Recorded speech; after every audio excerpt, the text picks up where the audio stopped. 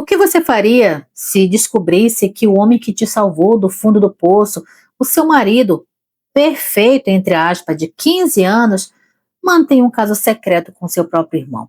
O que você faria? E o pior, o que você faria se descobrisse que os dois estão usando o lucro de uma loja que você suou para conquistar para planejar uma vida juntos?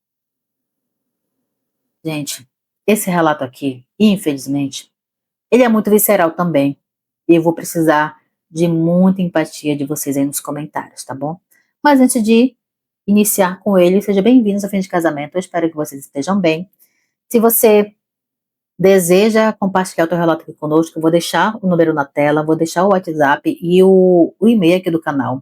Se você não é inscrito no canal, eu te convido também a se inscrever. Nós somos um canal de relatos e todos os dias trazemos alertas aqui para que você saiba identificar o que é um relacionamento abusivo, narcisista, manipulador.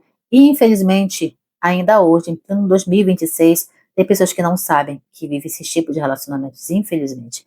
Então, aqui nós te ajudamos a identificar e a te orientar a como sair também, ok? Então, te convido a se inscrever aqui, deixa o like nesse vídeo, me diz de onde você está me ouvindo, eu gostaria muito de recepcionar cada um de vocês, ok? E para você que está sempre aqui comigo, segurando a minha mão desde o início do canal, muito obrigada. Vocês não sabem a gratidão que eu sinto por cada um de vocês, por cada homem e cada mulher que está aqui comigo todos os dias, tá? Bora lá pro relato de hoje? Gente, é difícil, tá? É difícil porque tem chegado muitas histórias de cunho familiar aqui, de traição familiar. E isso é tão desanimador, né? Tão desanimador, mas infelizmente, histórias assim servem para te alertar, para te abrir os olhos. Bora lá para o relato de hoje. Esta é a história da minha vida, ou do que restou dela depois que a máscara do homem perfeito caiu. Eu me chamo Helena e eu espero, ela colocou em letras garrafais aqui, que vocês entendam o tamanho da traição que eu sofri. Muita gente olha para a mulher que eu sou hoje, dona de uma loja, que foi casada há 15 anos, muito bem vestida, e ninguém imagina que eu cresci num ambiente de álcool e briga. Os meus pais não eram apenas bebedores sociais, eles eram alcoólatras pesados. A minha infância não teve brinquedo, teve barulho de copo, cheiro de cachaça e um lar completamente desestruturado. Eu e meu irmão Ricardo éramos nós por nós. Ele é 2 anos mais novo do que eu e a gente se escondia debaixo da cama quando a pancadaria começava a acontecer entre meus pais. O álcool era o único convidado que nunca ia embora da nossa casa. E o que acontece? Quando as crianças que vivem vendo o vício como uma única fuga, elas copiam, né? Os filhos são os espelhos dos pais. Não é isso que todo mundo diz? Pois é. Eu copiei e meu irmão também copiou o vício do meu pai, dos meus pais. Eu tinha 12 anos, a primeira vez que eu virei o resto de copo que meu pai deixou na mesa. O Ricardo, no caso de bebida alcoólica, tá, gente? O Ricardo tinha 10. E começou com uma curiosidade, depois veio um jeito de silenciar a fome e o medo. Aos 15 anos, eu e meu irmão já éramos dependentes. A gente bebia escondido na escola, antes de dormir, e bebia para conseguir olhar um na cara do outro sem chorar.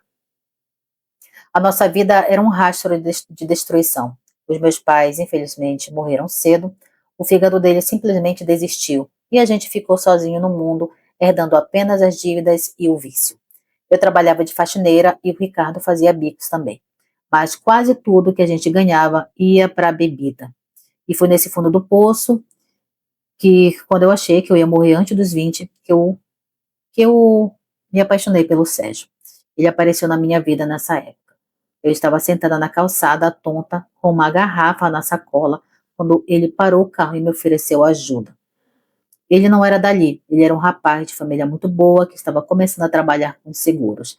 Ele não me olhou com nojo, ele me olhou com uma piedade que, naquele momento, me irritou, mas que no fundo foi a minha salvação. O Sérgio, ele nunca foi um homem de desistir, e ele não desistiu de mim. Ele me levava para comer, comprava roupas limpas para mim, e principalmente ele me ouvia. Ele sempre quis saber como foi a minha história, e desde o início ele sempre soube de tudo. Ele foi o primeiro homem que não tentou se aproveitar da minha vulnerabilidade. Ele me fez uma promessa um dia, E se eu parasse de beber, ele me tiraria daquela vida. Mas eu impus uma condição. Eu não ia a lugar nenhum sem o meu irmão. E ele aceitou. Ele não salvou apenas uma pessoa, ele salvou os dois irmãos que estavam condenados. O processo de cura foi um inferno. Eu e meu irmão tivemos crises de abstinências que nos faziam tremer e suar frio por dias. O Sérgio ficava sempre do nosso lado, nos apoiando e dizer que ia passar. Ele pagou o tratamento, ele teve paciência com as nossas recaídas e nos ensinou que era dignidade. Gente, eu confesso que no início desse relato eu pensei muito, sabe? Eu falei, mulher, tu não tá floreando essas coisinhas, não? Ela falou, não, Anny, aconteceu isso e muito pior, tá? Porque, gente, até pra prosti, essa mulher entrou por conta de bebida, tá? Então foi uma vida muito difícil. Quem sofre com problemas de bebida alcoólica, com alcoolismo ou qualquer tipo de drogas, sabe como é difícil. É difícil sair. E esse homem, ele apareceu como um anjo na vida dela, né? Mas, infelizmente, o anjo não era o que a gente imaginava. Continuando. O Sérgio se tornou o centro do meu universo. Ele foi o primeiro e único namorado que eu tive. Antes dele, eu não sabia o que era um toque de carinho. Eu só sabia o que era a mão pesada dos meus pais e o empurra-burro em bares e o abuso das pessoas. Nós namoramos por quase 4 anos. Foram 4 anos de reconstrução. Ele me ajudou a fazer cursos, e fazer outras coisas, né? Eu comecei a trabalhar em uma loja e o Ricardo, graças ao apoio do Sérgio, conseguiu um emprego em uma oficina. E ele era o nosso herói, o santo que desceu ao inferno para nos buscar. Ele e o meu irmão ficaram muito amigos, uma amizade que eu achava a coisa mais linda do mundo. Eles saíam para pescar, passavam horas conversando, e eu achava muito legal a amizade deles e a convivência. Eu ficava feliz de ver que meu irmão finalmente tinha uma referência masculina positiva. Quando o Sérgio me pediu em casamento, eu senti que a minha conta com o destino estava paga. Nós tivemos um casamento bem simples, mas para mim foi o mais luxuoso da história. Eu entrei na igreja de braços dados com meu irmão, os dois, graças a Deus, sóbrios, limpos e com um futuro pela frente. Eu olhava para o Sérgio no altar e eu chorava muito de gratidão. Eu jurava que passaria o resto da minha vida retribuindo o que ele fez por nós. Naquele dia, eu não estava casando apenas com um homem, eu estava casando com a minha liberdade. O meu irmão ficou muito feliz. Ele abraçou o Sérgio e disse que ele era o irmão que ele nunca teve. Eu acreditei em cada palavra, em cada gesto, em cada sorriso que agora o meu marido dava para mim. O nosso casamento começou como um sonho. O Sérgio, ele era um marido exemplar, trabalhador, atencioso e protetor da nossa família. O meu irmão, ele sempre estava indo na minha casa, porque eles eram separados, né? Então, se o Sérgio ia arrumar qualquer coisa, ele ia junto. Uma vez o Sérgio apareceu com uma ideia de comprar um sítio, e lógico que o meu irmão apoiou. Então, tudo que tinha para arrumar no sítio, o meu irmão estava junto. Então, eles eram inseparáveis. E eu me sentia, né, Anne, a mulher mais sortuda do mundo. Eu tinha um marido que era um anjo e um irmão que era o meu melhor amigo. E os dois se amavam, então estava tudo bem. Eu nunca, nem por um segundo, desconfiei que debaixo daquela amizade fraternal e daquele cuidado excessivo, o Sérgio e meu irmão, entre o Sérgio e meu irmão, existia uma camada de sujeira que eu levaria 15 anos para descobrir. Os primeiros anos foram de muita prosperidade para nós. Eu abri minha própria loja com o apoio financeiro e moral do meu marido.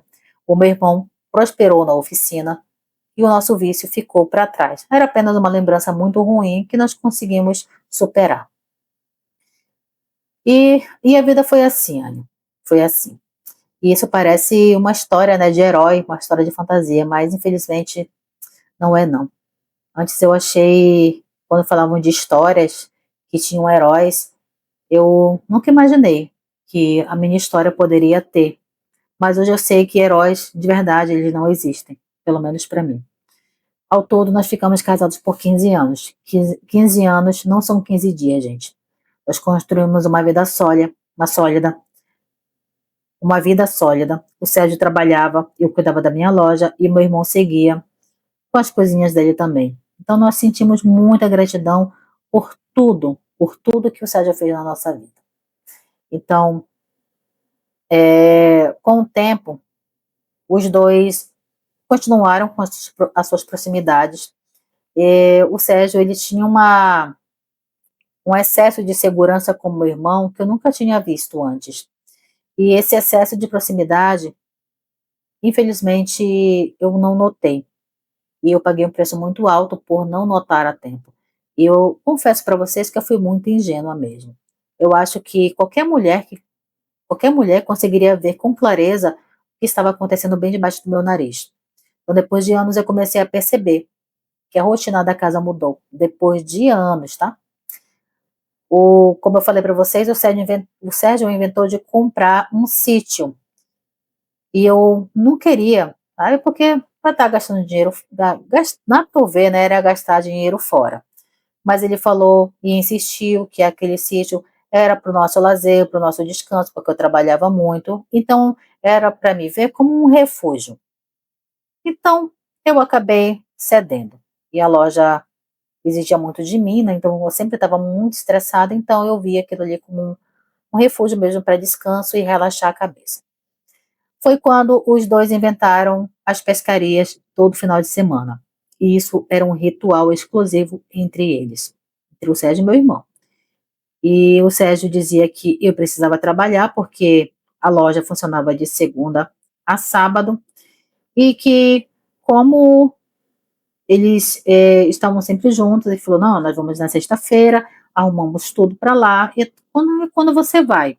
Então, quando você chega lá, você não vai precisar mais fazer nada porque tudo já vai estar pronto. Então, não tinha como desconfiar, não tinha como desconfiar que eles estavam fazendo alguma bobagem. Então, eu achava até nobre da parte deles querer ir antes para arrumar as coisas, para depois eu ir só para usufruir, né? Então, toda sexta à tarde, o ritual se repetia. O Sérgio passava na oficina, pegava o Ricardo, os dois colocavam as coisas nas caminhonetes e iam embora para lá. E eles só voltavam domingo à noite. Às vezes eu ia, às vezes eu não ia, mas eles sempre voltavam domingo à noite. Às vezes eu não queria ir, eu ficava em casa porque tinha algumas contas para resolver, e eu deixava os dois livres como eles queriam fazer, né? Então, o meu irmão, de uma hora para outra, ele começou a parecer mais dependente do meu marido. Ele não namorava, não saía com outras pessoas, e quando eu perguntava se ele queria conhecer alguém, ele dizia que não sentia vontade, porque o Sérgio era a melhor companhia que ele poderia ter. E eu via isso como lealdade. Hoje eu vejo como exclusividade. O comportamento deles em casa também tinha sinais que eu ignorei. Quando os dois estavam na sala, tinha uma sintonia que ia além de amizade de cunhados. Eles trocavam muito olhares, o Sérgio sempre fazia gestos que o meu irmão sabia exatamente o que era. Eles tinham piadas internas de duplo sentido que eu não entendia. Às vezes, quando eles estavam em qualquer cômodo conversando que eu entrava, eles paravam de falar. Então, eu sempre me sentia uma terceira pessoa a indesejada. Mas isso foi depois de um tempo, tá? Não foi desde o começo do relacionamento, não. Então, gente, eu nunca tive, pelo menos, a audácia de desconfiar do meu marido, do meu irmão. Porque eu via o meu marido como meu salvador. Então, a minha mente mesmo, ela não permitia criar problemas ou certas, né, traições. Então, a minha cabeça mesmo bloqueava isso. Então, as desculpas para essas tais pescarias começaram a ficar mais e mais frequentes. Antes, eles iam apenas aos finais de semana, depois eles começaram a ir praticamente ao longo da semana também. Tinha vezes que eles ficavam semanas inteiras, diz que pescando. Então, teve uma vez em que o Ricardo ele ficou com uma gripe bem forte. E o Sérgio insistiu em levar ele para o sítio, dizendo que lá o ar ia fazer com que ele se sentisse melhor, iria se recuperar mais rápido. Eu achei estranho querer levar e insistir, levar alguém doente para dentro do mato, porque lá era um lugar frio e úmido. Mas o Sérgio tinha um jeito de falar que parecia tudo, que fazia tudo parecer certo. Então, ele era o dono da razão na nossa casa. E ele me convenceu de que o cuidado dele com meu irmão era a prova de amor que ele tinha por mim. E ele falava, ó, eu cuido do seu irmão por você, Helena. E eu acreditava. A parte financeira também começou a se misturar. Meu marido passou a ajudar o meu irmão em tudo. Ele comprava ferramentas para a oficina dele, pagava dívidas que eu nem sabia que existiam. O Ricardo estava sempre devendo algo para o meu marido. O Sérgio exercia um controle silencioso sobre ele. Se o Ricardo decidia não ir no sítio na sexta-feira, o Sérgio mudava o humor. Sempre quando ele inventava alguma coisa, não vou poder ir, o meu marido já ficava bravo. Depois ele começava a tratar ele com frieza, até que o meu irmão cedia. Eu achava que era carência de amigo, que o Sérgio não tinha outros parceiros de lazer. Então era uma dependência mútua que eu rotulava como irmandade. A primeira desconfiança real veio num detalhe banal. Uma vez eu levei a caminhonete para que eu ia sair para outro lugar e eu queria usá-lo. E era numa segunda-feira. E eu encontrei 2 notas fiscais de um restaurante de uma cidade vizinha, que era uma cidade vizinha ao sítio. Eram jantares para 2 com vinho, pratos sofisticados. E eu achei estranho aquilo ali. O Sérgio sempre me disse que no sítio eles comiam apenas o que eles pescavam ou coisas simples que levavam de casa. Quando eu perguntei sobre as notas, ele não gaguejou. Disse que meu irmão estava triste e que ele resolveu levá-lo para um jantar num lugar mais aconchegante, tudo para animar ele. Ele foi bem direto, eu aceitei a explicação, mas ficou aquela breve dúvida ali, aquela pulguinha bem pequena atrás da orelha. Por que ele escondeu aquele jantar, né? Por quê? Por que ele não me falou antes? Então, naquela mesma semana, eu notei que meu irmão evitava falar comigo. Tudo que eu perguntava dele, ele me respondia atravessado. E eu percebi que ele sempre fazia isso quando o meu marido estava por perto. Uma vez eu perguntei o que estava acontecendo, se ele tinha alguma coisa para falar para mim, e ele ficava sempre tenso quando fazia esse tipo de pergunta. Parecia que ele tinha medo de falar alguma coisa errada. O Sérgio, por sua vez, ele se demonstrava estar cada vez mais protetor. E se eu reclamava de alguma coisa, de alguma atitude do meu irmão, ele já defendia ele com uma agressividade que não combinava com o jeito calmo que ele tinha. Então, ele protegeu meu irmão de mim. Então, a estrutura da nossa casa estava mudando aos pouquinhos. E foi ao completar 12 anos de casado que o clima dentro de casa mudou de vez. O Sérgio, que sempre foi meu porto seguro, começou a se tornar um estranho. O sinal mais claro foi o afastamento físico. Ele parou de me procurar na cama. E as desculpas eram sempre as mesmas. Tô cansado do trabalho, tô com dor nas costas, ou estresse acumulado. No início eu aceitei. Afinal, a nossa vida era corrida, eu tinha 12 anos de casamento, mas o cansaço dele era seletivo. Ele nunca estava exausto para ir para o sítio com meu irmão. Ele sempre estava bem disposto. E, gente, a gente sabe, né? Quando o sexo começa a sumir da nossa rotina, tem uma coisa errada. E o sexo sumiu e a cumplicidade entre ele e meu irmão aumentou. Eu me sentia uma intrusa mesmo, ali, naquele trisal. E eles tinham códigos entre si, piadas, e era muito desconcertante, muitas coisas. E eu percebia que o meu marido, ele não me encarava mais. Eu perguntava as coisas para ele, ele sempre respondia ou em tom de ignorância, ou ele só não respondia. E quando eles voltavam das tais pescarias, eu perguntava como é que tinha sido, e ele sempre respondia, normal. Ele nunca me fez perceber nada além do limite. Então era assim. Então ele controlava tudo, tudo mesmo. No 13º ano de casamento, a minha suspeita virou certeza. Eu tinha certeza que tinha algo errado acontecendo sim. Eu encontrei uma fatura de cartão de crédito que o Sérgio esqueceu sobre a mesa. Havia uma compra altíssima em uma boutique masculina de luxo. O Sérgio só usava roupas básicas e o meu irmão também. E quando eu perguntei, ele disse que era de um presente que ele tinha comprado. E eu comprado para quem? Ele falou, para o seu irmão. Ele tinha feito um serviço na oficina para mim e eu quis retribuir, eu comprei, levei ele para comprar mais roupas. Só que eu nunca vi aquelas roupas. Então, onde é que estavam as camisas de seda e os sapatos que estavam lá na nota? Então, eles não estavam. Eu fui na casa do meu irmão, olhei no guarda-roupa dele e não vi nenhuma roupa de luxo lá. Então, aonde é que estava, né? Alguma coisa estava errada. O outro sinal foi o cheiro. O Sérgio, ele voltava das viagens sempre cheirando a um perfume doce e caro. Aqui não era o cheiro dele e muito menos o que eu usava. Quando eu questionava, ele era cínico e dizia que o cheiro era do sabonete novo que meu irmão tinha comprado ou algum aromatizante do carro. Ele falava sempre isso com uma calma que às vezes me tirava do sério, sabe? Ele me tratava como se eu estivesse sendo uma mulher paranoica, enquanto ele estava agindo normalmente. Então, a calma era tanta que tinha uma coisa errada, mas eu não conseguia ver. Então, ele, como eu falei para vocês, ele não me procurava mais, não tinha mais toque, não tinha mais beijo. Nós praticamente vivíamos como dois irmãos dentro de uma casa. Então, às vezes, qualquer coisa que eu fazia, ou um bom jantar, ou as finanças estavam bem, ele só me dava aquele tapinha nas costas de como, boa menina, você está indo bem. Só isso, não tinha mais nada. Então, a nossa intimidade realmente ela morreu. E eu comecei a me sentir invisível dentro do meu relacionamento. Eu era a Helena, que eles tiraram do vício, mas agora eu estava viciada em outra coisa, que eram nas dúvidas. E eu decidi que eu precisava de resposta. No último final de semana do mês, eles anunciaram uma partida para o sítio numa sexta-feira à noite. E eu disse que eu ia trabalhar até tarde, então eu não ia conseguir ir.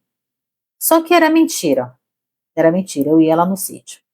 Eu fechei a loja bem cedo, peguei um carro alugado para não ser reconhecida e eu esperei na saída da cidade. Quando eu vi a caminhonete do meu marido passando, sabe quando você tem aquela sensação de que o coração está batendo lá na tua garganta? Foi essa sensação. E eu segui eles até o sítio. E eu vi que eles pararam no posto de conveniência. Eu vi os dois saindo abraçados, comprando vinho de gelo. E uma outra coisa que eu vi foi que eles andavam de mãos dadas. Era um carinho que ele nunca teve comigo. E ali, olhando tudo de longe, longe eu soube. Não era pescaria coisa nenhuma. Então, eu já sabia o que estava acontecendo. E depois, eles seguiram por uma estrada de terra que levaram para outro lugar, completamente deserto. E de lá, eu não sei o que foi que eles fizeram. Depois de um bom tempo, e eu falo horas, eles voltaram e foram direto para o sítio. Beleza. Quando eles chegaram no sítio, eu parei um carro um pouco antes e eu segui a pé. Me aproximei da casa e as luzes da sala estavam acesas e as cortinas estavam semi-abertas. E o que eu vi ali não tinha nada a ver com peixe ou lazer de cunhados, não. Eu vi o homem que me salvou da sarjeta usando o meu irmão. Meu único sangue. Gente do céu. Anne, ele estava usando meu irmão para satisfazer um desejo que ele escondeu de mim por 15 anos. Eu vi o Sérgio abraçando meu irmão por trás, beijando o pescoço dele, com um desejo que ele nunca demonstrou ter por mim. E o meu irmão, ele não resistia. Eu não consegui dizer nada, apenas vi o que eles estavam fazendo ali, e vocês sabem, né? Tiveram relações ali mesmo na sala. E eu vi tudo aquilo. Eu consegui olhar para tudo aquilo e eu não consegui fazer nada. Depois que eles terminaram, eles foram para o banheiro tomar banho e eu voltei para o carro e dirigi. Eu não sei como foi que eu consegui dirigir aquele carro. O choque era tão grande que eu não sentia nada. Era como se eu estivesse anestesiada. No caminho, a minha cabeça tentava arrumar uma desculpa, sei lá, desculpa para o meu irmão. O quê? Eu pensava que o Sérgio tinha obrigado ele, que ele era uma vítima da manipulação, ou da gratidão que nós tínhamos, não sei. Eu tentava justificar o que tinha acontecido com isso aí. Só deveria ser dívida de gratidão. Foi aí que eu percebi o nível da minha cegueira. Eu estava tentando salvar um dos dois, quando na verdade os dois eram farinha do mesmo saco. O meu irmão era um homem adulto e sabia muito bem o que ele estava fazendo com o marido da própria irmã, né? Então não era dois inocentes ali, não tinha uma vítima ali. Eu cheguei em casa e eu não consegui dormir. Eu passei o resto da noite rodando pela casa, tentando entender, e acabou que o dia amanheceu e eu nem percebi. No dia seguinte, eu comecei a agir com uma frieza. Eu comecei a revirar contas e os documentos, tudo que o Sérgio deixava em relação a documentos, eu comecei a vasculhar. E eu descobri que ele tinha aberto uma conta conjunta com o meu irmão em um banco de outra cidade.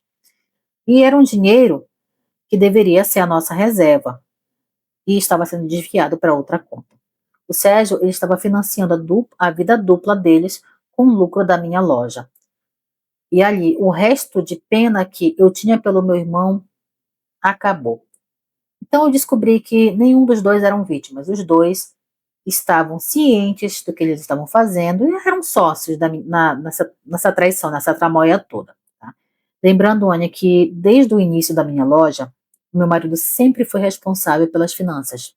Sempre ele que organizou tudo, ele sempre que pagou os funcionários, ele me dava a minha parte, eu sempre depositava. E eu nunca fui de uma mulher de pegar, ver extrato, ver planilha, eu nunca fui. Sempre foi ele. Ele era o cabeça de tudo e eu só trabalhava.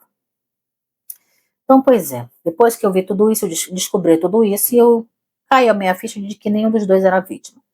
Quando eles chegaram no domingo à noite, eles agiam como se nada tivesse acontecido. O Sérgio me deu um beijo no rosto e meu irmão mal me olhou. Depois, ele pediu para que pudesse tomar um banho no meu banheiro e eu permiti. Eu olhava para os dois comendo, eu olhava para os dois rindo juntos e eu comecei a sentir um nojo profundo deles dois. Eles achavam que eu era uma coitadinha que o Sérgio salvou da bebida e que eu nunca iria descobrir nada. O Sérgio continuava com aquele tom de herói, dizendo que o meu irmão estava progredindo e que as pescarias faziam muito bem para a mente deles dois. E eu só balançava a cabeça e consentia e olhava bem sério para os dois. Eu não queria um divórcio comum. Se eu brigasse, se eu expulse, né, expulse não, como é o nome, gente? Eu expusesse, desculpa, tudo aquilo ali na sala, eles iriam negar tudo e eu sairia como uma louca da história. Então eu tinha que ter sangue de barata mesmo. O Sérgio, ele sempre teve uma fala que convenceria todo mundo. Então eu precisava de algo maior. Eu precisava ter provas da traição. Foi quando eu tive uma ideia.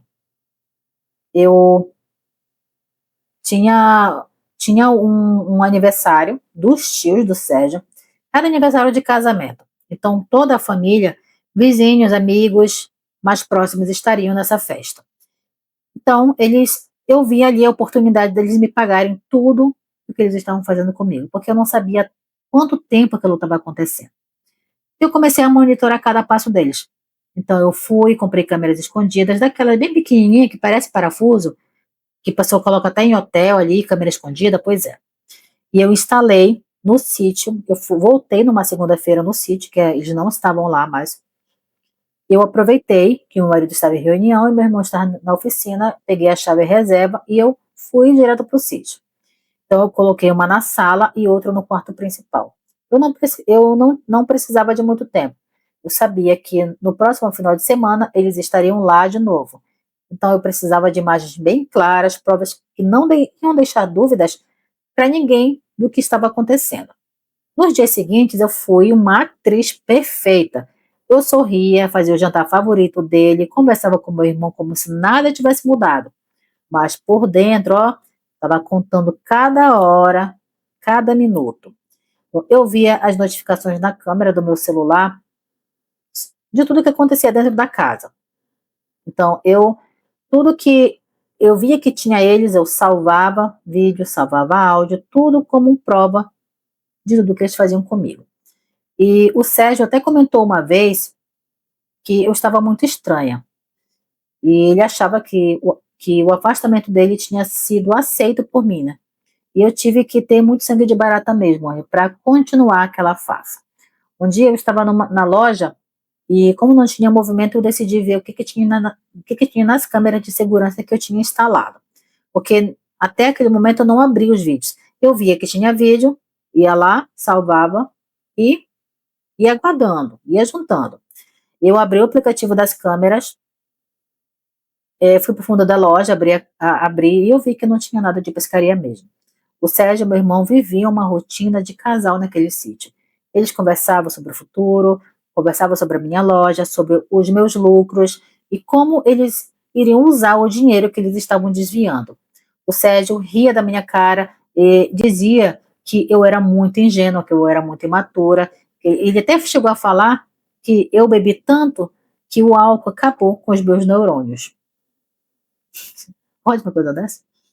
E o meu irmão, em vez de me defender, ele concordava, dizia que eu era muito cega mesmo, que eles faziam de gato e sapato, porque eu jamais iria descobrir, que eu jamais iria duvidar ou desconfiar. E eu, vendo todos aqueles vídeos, todas as conversas dele, eu entendi que não tinha vítima mesmo. O meu irmão era cúmplice e o Sérgio era o mentor de um plano que estava me roubando financeiramente há anos. E eu passei semanas salvando cada vídeo e cada áudio. O Sérgio desviava dinheiro da minha loja para essa conta conjunta que ele abriu com o meu irmão e eles achavam que nunca ninguém iria descobrir. E, em paralelo a isso, ele comprava presentes, relógios, roupas de luxo e todos ficavam escondidos no sítio. Não tinha nada na casa do meu irmão, não tinha nada em casa, ficava tudo nesse sítio. E eu lá, né, trabalhando que nem uma burra para manter o padrão de vida dos dois. E então, beleza. Eu descobri depois que eles tinham também alugado um apartamento de 2 quartos e nessa capital onde eles tinham a conta. E eu via, gente, comecei a entender tudo, né? Todo o jogo, todo o plano que eles estavam fazendo pelas minhas costas. Teve uma vez, em uma notificação das mensagens, que foi o vídeo mais erótico que eles tiveram. E eu fui lá e gravei também. Numa dessas conversas que eles estavam tendo depois que eles tiveram relações, o Sérgio dizia que ele sentia nojo de me tocar e que só ficava comigo por causa do rendimento da empresa. Anne, quando eu ouvi esse áudio, eu fiquei tão enojada, me senti tão mal, sabe? E mesmo assim, eu ainda tive que ter sangue de barata ainda mais e manter, né, a minha cara de atriz perfeita. Então, eu tive que enganar os dois, mesmo desmoronando por dentro. Na semana que aconteceu o jantar lá do casamento dos tios dele, um dos primos decidiu fazer um vídeo de homenagem. E foi aí que, opa, é a minha oportunidade. Então, como o Sérgio gostava muito de mexer com essas coisas de vídeo, de edição, eu dei a ideia para ele pegar umas fotos dos momentos ao longo da vida dos tios dele e fizessem um vídeo de homenagem. E depois que ele tivesse feito, ele me passasse, porque eu ia ficar organizando algumas coisas para aquele dia acontecer, para que aquele dia acontecesse. E como o Sérgio, ele gostava muito também de se aparecer, de mostrar que ele sabia fazer as coisas, ele aceitou na hora. Então, ele só perguntou o dia que eu precisava do vídeo e eu disse, tudo bem, e assim combinamos. O meu irmão, ele vinha jantar quase todas as noites na minha casa. Ele sentava à mesa, comia o que eu preparava e ficava trocando carícias com meu marido por baixo da mesa. Eu sentia os pés dele se tocando ali, sabe? Um passando a perna no outro. E eu também via a satisfação no rosto do meu irmão por estar enganando a própria irmã dentro da casa dela. Então, o nível de traição era total. Os dois eram parasitas que estavam sugando o que eu construí, né, o pouco que eu tinha construído com o meu trabalho. E, gente, uma outra coisa, o Sérgio ele não tinha por que fazer isso. Então, eu via que ele também fazia isso por maldade mesmo, porque ele queria me humilhar. Porque antes de nós nos casarmos, antes dele me conhecer, ele já tinha uma vida muito boa. Ele já tinha uma finança boa, um financeiro bem muito bom. Então, quando eu construí a loja, ele viu que eu estava ganhando dinheiro também. Opa, vou pegar uma boa parte para mim. Então, ele ficava desviando sem o meu consentimento. Então, no dia do jantar, um dia antes, né, do jantar de aniversário dos tios, ele me passou um vídeo, me passou o vídeo que ele tinha feito lá de homenagem, e eu contratei um técnico de som, e eu pedi para que ele montasse o material final, mas que ele não mostrasse para o Sérgio. Então, eu dei as partes dos vídeos, editei tudinho certinho e passei para esse técnico. E depois eu pedi uma cópia. Me faça uma cópia e me devolva.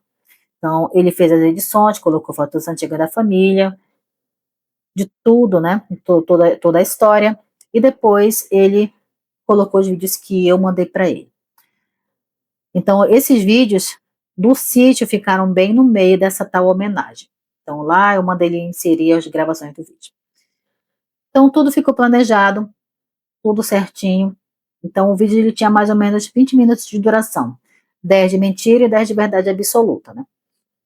Então, faltando apenas algumas horas para o início da festa, o Sérgio, ele fez um brinde na nossa cozinha. Ele disse que tinha orgulho da família que nós tínhamos formado. O meu irmão ficou meio desconcertado, mas deu um sorrisinho de leve. Por volta das 10 horas da noite, o cerimonialista anunciou a homenagem que o Sérgio tinha preparado. E eu pedi para que colocassem um vídeo. Então apagaram as luzes, os primeiros minutos foram as fotos antigas, as mensagens emocionantes de toda a família, beleza. Quando todo mundo começou a ficar emotivo, começaram a chorar por conta do tempo de casamento que eles tinham, de tudo que eles tinham passado. E de repente a música parou e o que deu entrada? As imagens, os vídeos e os áudios dos dois lá no sítio. Apareceu ali no telão para todo mundo ver. O Sérgio, meu irmão, Anne, todo mundo ficou olhando para eles e eles não ficaram sem entender nada. Aí todo mundo viu a traição deles, o planejamento deles de querer me roubar o máximo que eles podiam, a forma de como ele falava de mim, do nojo que ele sentia por mim, e todo mundo viu tudo. O Sérgio tentou ainda correr lá na cabine de som, mas o técnico tinha trancado tudo. E meu irmão ficou paralisado sem saber o que dizer. Muitos podem dizer que o que eu fiz parece ficção de internet. E parece mesmo, tá, gente? Mas eu não me importo com o julgamento de ninguém. Eu vivi 15 anos de uma mentira financiada pelo meu trabalho. Tem mulheres que assistem a esse relato e sabem que fariam bem pior do que eu fiz. Tem gente que faria muito pior se você estivesse no meu lugar. Eu acho que eu aguentei foi muito, muito mesmo. Eu aguentei o desprezo na cama, aguentei ver o único sangue do meu sangue me trair, e eu aguentei ser tratada como uma coitada por dois parasitas. Então, naquela noite, eu não estava apenas me vingando, eu estava recuperando a minha sanidade diante de todo mundo. Porque se eu falasse para as pessoas o que estava acontecendo, ninguém iria acreditar em mim. Todo mundo ia me chamar de louca, ia me dizer que eu tinha bebido, que eu tinha voltado para o vício. Todo mundo ia dar alguma justificativa, porque ao ver das pessoas, o meu marido ele era um homem íntegro. Não tinha cara de quem gostava, né, da outra fruta. Então, depois que todo mundo viu esse vídeo, o caos tomou conta. A minha tia, que já era idosa, começou a passar mal. O meu tio começou a gritar com Sérgio. Os irmãos foram para cima dele. Eles fizeram, né, aquele escarcéu dizendo que as imagens eram falsas, que os prints eram falsos, que as conversas sobre as finanças eram falsas, que os áudios não eram reais. O meu irmão começou a chorar porque ele ficou tão sem reação que quando ele acordou, a única reação foi cair lágrima, chorar para tentar se justificar. Então, depois que eles viram que não iriam conseguir convencer ninguém, o Sérgio veio para cima de mim para tentar me agredir. Ainda bem que tinha muitos tios ali e eles não permitiram, eles impediram. E eu olhei para os dois e eu vi toda aquela confusão e eu não senti pena nenhuma. Eu senti foi um alívio. Um alívio de saber que todo mundo ali tinha visto o que aconteceu de verdade. E eu saí do salão enquanto o vídeo ainda estava rodando. E eu não precisei dizer uma única palavra para ninguém. A humilhação pública era a sentença que o Sérgio e o meu irmão mereciam por terem feito o que eles fizeram comigo. Eles achavam que eu era fraca por causa do meu passado, mas eles esqueceram que quem já sobreviveu ao vício sabe muito bem como lidar com a podridão. No dia seguinte, eu troquei todas as fechaduras da casa, isso bem cedo. Eu não queria que o Sérgio nem meu irmão tentassem entrar para conversar ou buscar alguma coisa deles. Eu contratei uma equipe de segurança para ficar na porta da loja e na frente da minha casa. Eu sabia que eles iam tentar qualquer coisa. O meu advogado, que já estava com uma liminar pronta para agir, né, que eu mandei fazer um bloqueio de todos os bens que, no caso, eram em relação a mim, tá? Nada em relação ao Sérgio, só em relação aos meus bens, o que estava no meu nome. E eu pedi o afastamento dele em relação à administração de qualquer coisa ligada à minha empresa. E o Sérgio, ele não apareceu. Ele mandou um advogado tentar retirar alguns pertences pessoais dele da casa. E ele alegou que também tinha direito sobre o imóvel. E eu autorizei a retirada, mas apenas sob a minha supervisão. E ele não teve coragem de olhar na minha cara, ele não teve coragem de ir lá na casa para tentar falar alguma coisa para mim. Mas o confronto que eu realmente precisava não era com o Sérgio, era com o meu irmão. Por volta das 3 da tarde, o meu irmão apareceu lá na loja. As vendedoras que já sabiam de tudo tentaram impedi-lo, os seguranças que estavam lá na loja também. E depois que eu vi que era ele, eu falei, não, deixa ele entrar. Eu preciso conversar com ele. E ele estava péssimo. Não estava com olheiras profundas, que ele não tinha conseguido dormir, a cara toda amassada de tanto chorar. E eu vi que ele tinha armado tudo aquilo ali, olheiras com a cara inchada, roupa toda amassada, para querer se fazer de vítima da situação para mim. Ele tentou se aproximar para me abraçar, mas eu disse que não. O nojo que eu sentia era físico. Eu olhava para ele e eu lembrava de cada mentira, de cada jantar, e cada pescaria bancada com o meu esforço. Ele começou com aquele discurso de sempre, que eu não entendia ele, que o Sérgio tinha manipulado, que ele estava confuso, que ele estava com medo e que ele me amava muito. Eu deixei ele falar por uns 10 minutos. Eu ouvi cada desculpa, cada mentira de manipulação, de dizendo que o Sérgio era possessivo e que ele se sentia preso, então ele não teve escolha. Quando ele parou, eu peguei os extratos da minha conta, da conta conjunta que eu descobri, desculpa, e eu mostrei para ele. E eu mostrei as transferências que ele mesmo assinava, os áudios onde ele ria da minha cegueira, e ali, a cara dele, o semblante dele mudou completamente. Ele percebeu que nada do que ele falasse para mim iria adiantar. E ele disse que eu disse para ele que a relação que nós tínhamos entre irmãos tinha morrido quando ele aceitou todas as manipulações que ele dizia que o Sérgio fazia com ele. Eu o protegi ainda dos nossos pais alcoólatras. Eu dividi um pouco que eu tinha com ele quando eu não tinha praticamente nada. Eu passei fome para que ele não passasse. E eu aceitei me casar com o Sérgio para que ele pudesse salvar a vida dele também, sabe? E o pagamento que ele me deu foi transformar a minha vida em uma mentira. Ele aceitou a ser objeto na mão de um homem e amante do meu marido, e ainda aceitou me roubar. O meu irmão ainda tentou dizer que ainda éramos sangue, mas eu cortei ele na hora. O sangue que nos unia foi o mesmo sangue que ele traiu sem um pingo de remorso. Eu disse que ele tinha 24 horas para sair do apartamento que eu pagava, porque até isso eu fiz pelo meu irmão. Eu pagava o aluguel de onde ele morava. E eu falei, olha, ou você sai ou você vai ser despejado por falta de pagamento, porque eu não vou mais pagar. E o nível de podridão dele apareceu quando ele percebeu que ele não teria mais o meu perdão. Ele parou de chorar e mostrou quem ele realmente era. Ele disse que o Sérgio amava ele de verdade e que eu era apenas uma obrigação que ele carregava, tudo por pena. Ouvir do meu próprio irmão que eu era um mal necessário para que eles tivessem dinheiro, foi muito difícil. As palavras que ele me disse me feriram de uma forma que eu nem sei descrever para vocês. Então, tudo foi uma confirmação de que o que eu tinha feito com eles foi o mínimo, foi o mínimo. Eu descobri também que eu não estava lidando com um irmão arrependido, mas com um traidor que perdeu a fonte de sustento. Ele saiu da minha loja gritando, dizendo que eu ia me arrepender, que eu ia pagar por cada humilhação que ele sofreu. Mas a verdade é que o único arrependimento que eu tinha era de não ter aberto meus olhos antes. O processo do divórcio avançou bem rápido e com as provas do desvio de dinheiro e a conduta moral do Sérgio, o meu advogado conseguiu uma partilha de bens favorável para mim.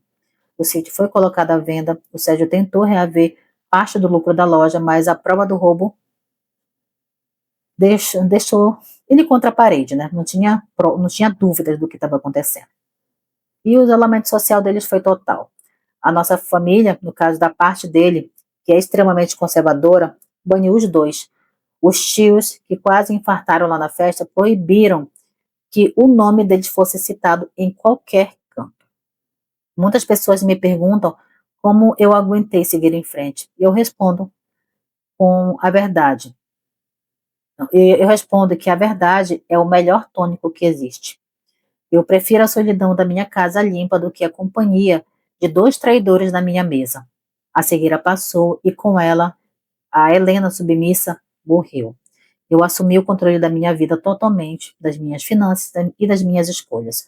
O meu irmão é apenas uma lembrança amarga de um passado que eu não pretendo revisitar. Eu aguentei 15 anos de mentira, mas agora eu tenho o resto da minha vida para viver a minha vida de verdade. O acerto de contas com o sangue foi o mais difícil, mas o mais necessário. Eu, desculpa, gente, perder um marido é uma coisa, mas perder o único irmão para a cama do seu marido é uma dor que não tem nome.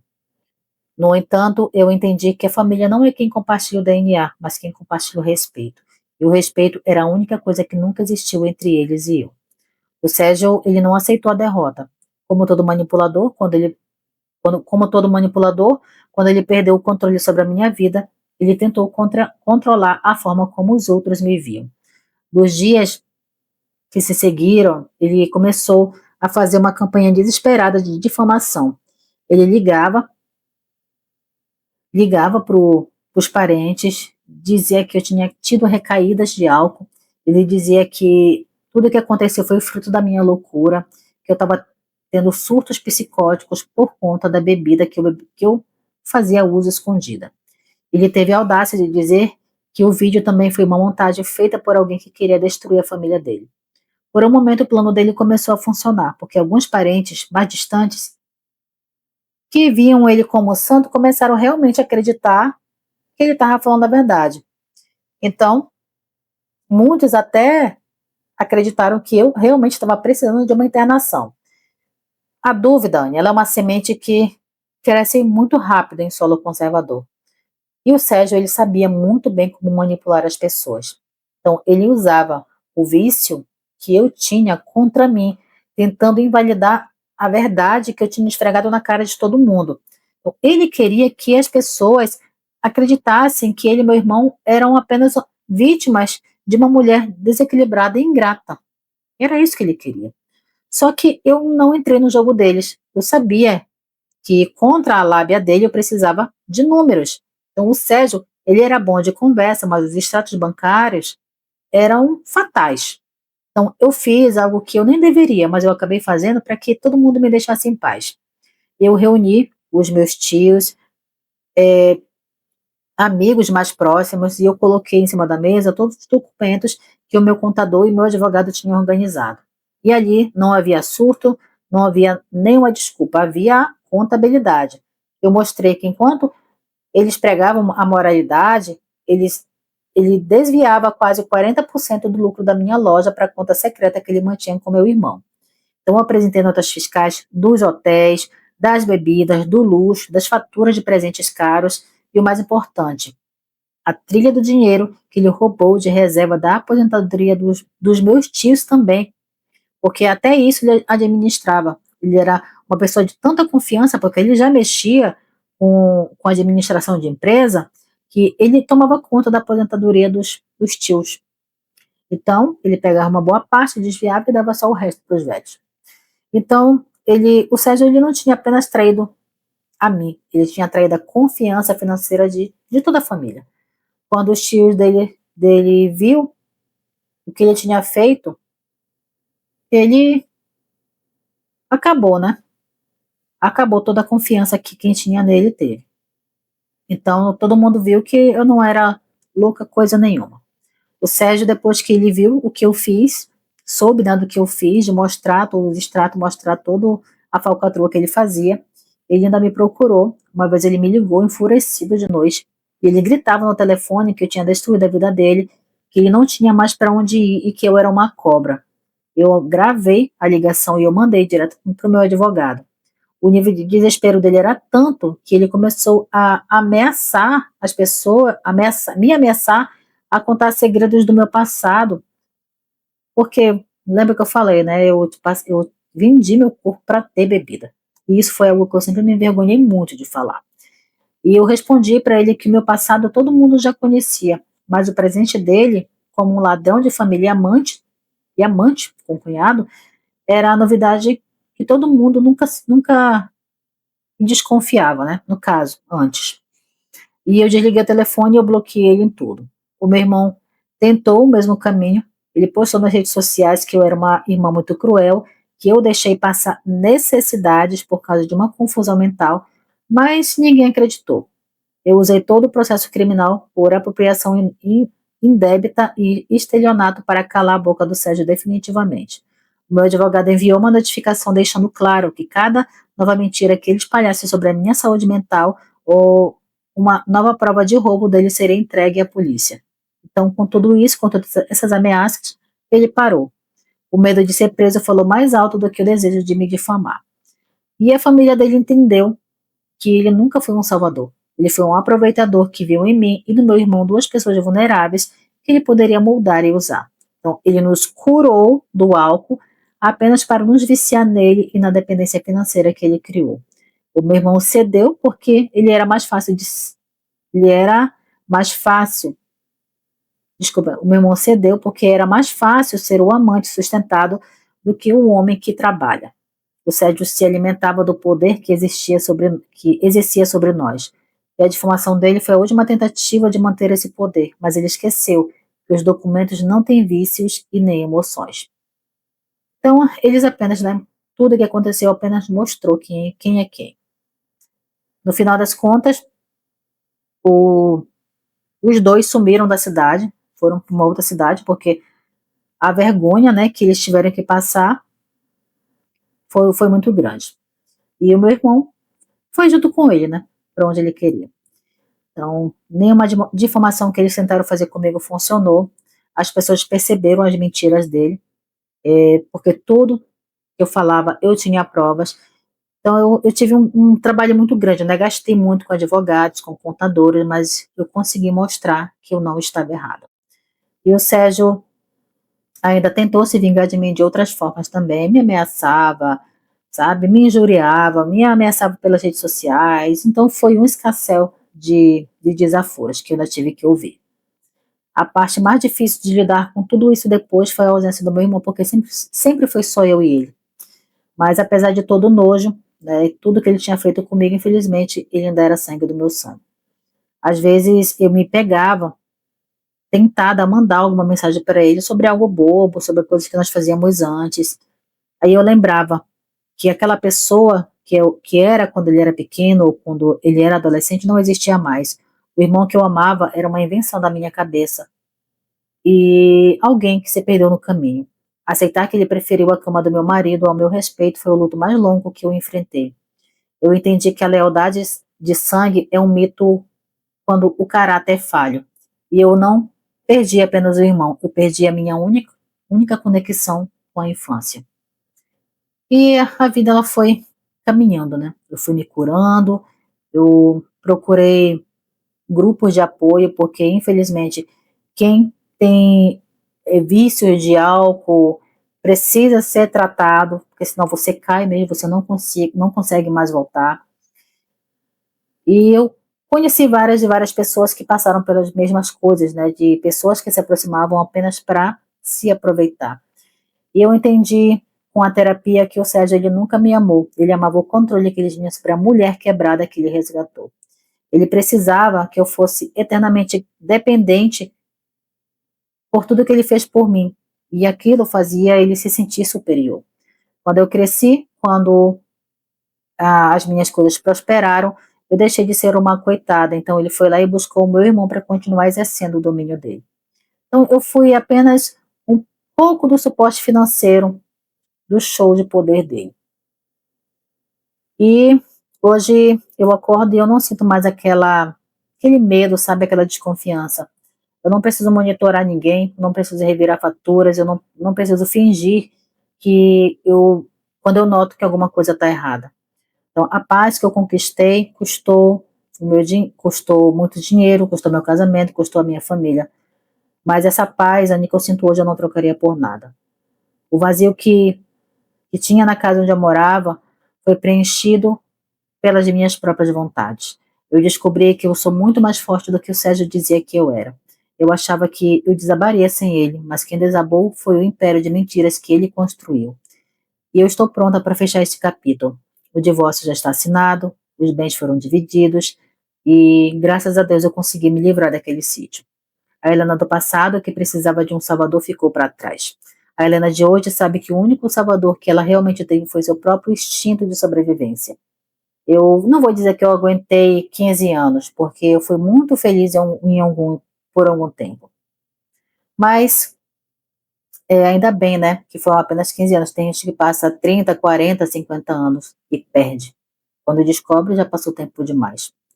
E eu aprendi que é melhor estar sozinha e em paz do que acompanhada e traída na própria casa.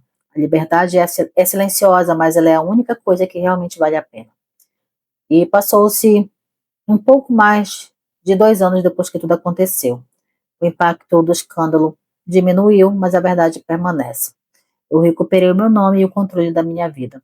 Hoje a minha loja cresceu bastante, eu tenho um dos maiores faturamentos da região, e tudo isso sem o Sérgio. E eu não tenho mais ele, né, para desviar meu dinheiro, para sugar os meus lucros. Eu não tenho mais nenhum desses dois parasitas. E eu descobri que eu sou mais rica do que eu imaginava. Mas a minha maior riqueza não é o saldo bancário, é a ausência de medo. Muita gente me pergunta sobre o perdão, e a resposta é curta e grossa. Eu não perdoo. Eu já vi muitos relatos aqui que homens e mulheres falam sobre isso, sobre perdão, coisas que não têm perdão.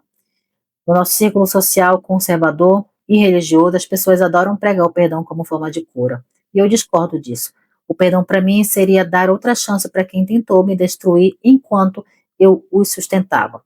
Eu não guardo ódio, porque o ódio exige energia e eu prefiro gastar minha energia comigo mesma. Mas o esquecimento é impossível. O Sérgio e o meu irmão não merecem o meu perdão. Eles merecem apenas a minha indiferença. A justiça foi feita no dia que eu coloquei tudo aquilo no telão daquela festa. E o resto é consequência das escolhas dele. Eu soube recentemente por um conhecido que a situação deles é bem precária. Os dois gastaram praticamente tudo o que o Sérgio construiu. Eles estão vivendo em um bairro afastado, em outra capital. O Sérgio ele não conseguiu mais nenhum emprego na área dele, eu não sei porquê.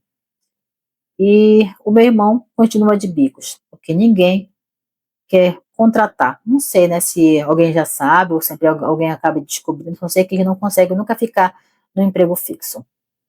O meu irmão, eu soube que infelizmente voltou a beber. Ele tentou me ligar 2 meses de um número desconhecido, e quando eu atendi e ouvi a voz dele, eu desliguei imediatamente e bloqueei. Ele escolheu o lado dele naquela cama.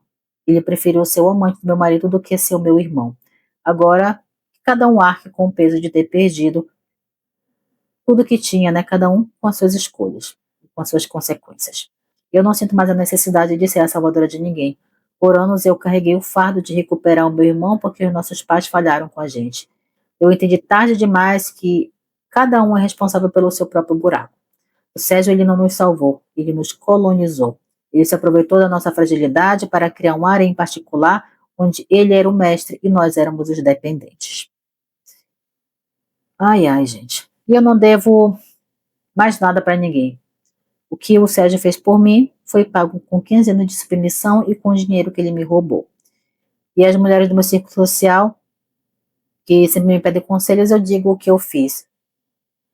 E eu sempre digo, né, também para as pessoas, confie no seu instinto. Se você sente que tem alguma coisa errada, é porque eh, dificilmente você não está errado. Não aceite ser chamada de louco ou paranoico. O Sérgio usou a minha saúde mental como arma para esconder a sua própria depravação. E a minha vingança não foi um surto, foi uma auditoria moral e financeira. Então, mulheres, sejam inteligentes para desarmar o manipulador. E eu sei que se eu tivesse feito um escândalo sem provas, eu não seria vítima, eu seria uma vilã. Hoje eu olho para o meu futuro e eu vejo tudo muito diferente. Eu tenho uma casa nova, eu faço as coisas que eu gosto, eu saio com quem eu quero e eu não me pretendo casar de novo. Na verdade, Anne, eu não quero mais me relacionar com ninguém nunca mais. Eu aprendi a gostar da minha própria companhia de um jeito que nunca ninguém me permitiu. A Helena que bebia para esquecer o passado, ela morreu. E a Helena que aceitava a traição por gratidão também morreu. E nisso sobrou a mulher que manda nos seus próprios negócios e na própria vida. E a minha história termina aqui. Não sei se para vocês é um final feliz, né? Para mim é um final de história honesto. O meu irmão e o meu ex-marido são agora apenas dois fantasmas de uma vida que eu decidi encerrar. Eles têm um ao outro e eu tenho a mim mesma. E acreditem, depois de tudo que eu passei, ter a mim mesma é o melhor prêmio que eu poderia ganhar. A vida ela é curta demais, né? Curta demais para ser vivida na mentira de outra pessoa. E se o preço da minha vida foi solidão, eu pago com prazer. Eu aguentei muito e, como as pessoas dizem, aguentei muito e ainda fui simpática. Mas hoje eu tenho a minha paz, né? E é isso que importa. Então, muito obrigada por compartilhar a minha história aqui e eu espero que as pessoas tenham gostado. Eu tenho certeza que muita gente terminou esse relato admirando muito, né? Admirando muito a Helena.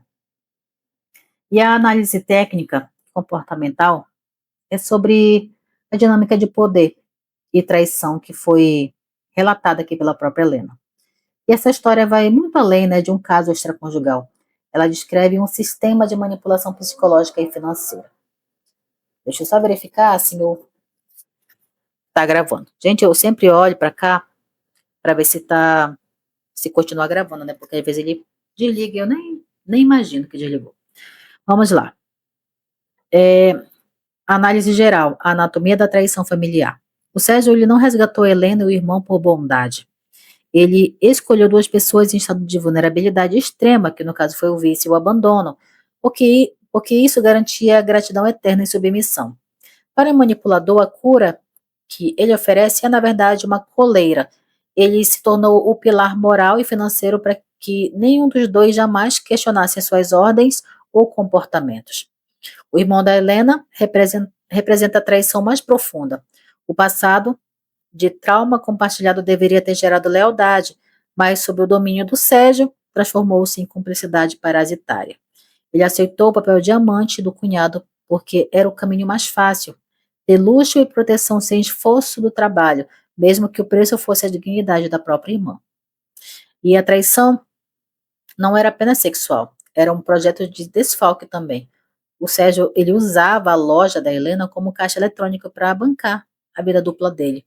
E o fato de eles planejarem um futuro em outra cidade com o dinheiro dela mostra que a Helena ela era vista como apenas um mal necessário, uma provedora que deveria ser mantida cega para que o luxo de caixa não aparecesse. E a Helena entendeu que o confronto privado seria inútil.